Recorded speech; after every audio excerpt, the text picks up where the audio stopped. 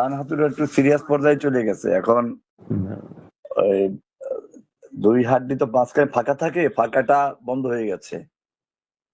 হুম, এখন এরা ওই কিছু জুতার করতেছে, সাজেস্ট করতেছে, ওইগুলো তৈরি করে দিবে, ওইগুলো পড়তে হবে, তারপরে আস্তে আস্তে যদি ওই ওই অবস্থায় থাকবে আর কি। আর যদি এটা আহ, এইভাবে না করা হয় তাহলে বলতেছে যে হয়তো 2-3 বছর পরে আর এটা পাওয়া রাখা যাবে না, এরকম বলতেছে একটা আর কি।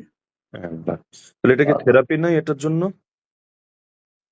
এরা তো বলতেছে কোন থেরাপি নেবে না, এরা ওই জুতার করতেছে, জুতার সাথে জানি কেমনি কি বানাই দিবে, নতুন জুতা রাখবে। তো বলো ওই জুতাটা পরলে আর এটা বাড়বে না, এই অবস্থা থাকবে। এটা আর ভালো করা কষ্ট আগের থেকেই ছিল, এর তো অনেক আগের থেকে এটা আস্তে আস্তে আস্তে আস্তে এই পর্যায়ে চলে আসছে। আমাকে ওই ভিতর থেকে এক ডাক্তার বলছিল যে এটা হুম, যদি শুরু থেকে চিকিৎসা করানো হয় তো এটা ভালো হয়ে যেত, কিন্তু যে অবস্থা যাচ্ছে কিন্তু পরে কিন্তু বড় ক্ষতি হয়ে যাবে। এটা ওই ভিতরেরই এক ডাক্তার বলছিল আমাকে, যে আমরা তো মিনিট করে দিলাম, ওরা মিনিট করে দিচ্ছিল ওই সময়।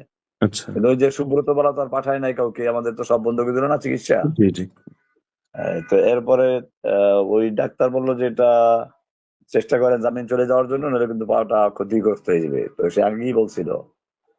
এখন ওই ডাক্তার হচ্ছে সে একই কথা বললো। আর আমি এক্স রে দিয়ে দেখছি নিজেও, যে ওই বাম পাটা যেরকম ফাঁকা আছে দুই হাড্ডির মাঝখানে, ডান পায়ে ওইটা নাই।